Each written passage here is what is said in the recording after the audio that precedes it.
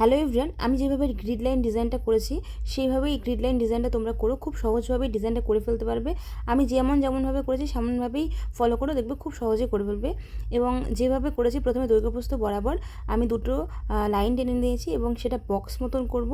এই বক্সটা খেয়াল রাখবে যাতে বক্সটা সবসময় একটু সমান সমান হয়। তারপরে যখন বক্সগুলো করা হবে তখন যেই আমরা ডবল লাইন টেনেছি সেই ডবল লাইনে আমরা ভরাট করে দেবো। তো ভরাট যখন হয়ে যাবে তখন আমরা এরপর ডিজাইনটা মেইন ডিজাইনে আসবো। এই ডিজাইনটা হলো তখন এই যে বক্সগুলোর চারপাশে আমরা আবার মাঝখানে 4টে দাগ টেনে নেবো ছোটো ছোটো। তো দেখবে একটা ফুলের শেপে চলে আসবে এবং খুব সুন্দরভাবে ডিজাইনটা ফুটে উঠবে। এবার তোমরা যদি চাও যে এই ডিজাইনটা এইভাবে রাখবে তো এইভাবে রাখতে পারো, আর যদি মনে করো না এবার রাখবো না, একটু ডট ডট দেবো মাঝখানে, তো তাও দিতে পারো, তাহলেও সুন্দর লাগবে। তো এই যে তোমরা এই একটা ডিজাইন শিখলে দুটো ডিজাইন খুব সহজেই করে ফেলতে পারবে।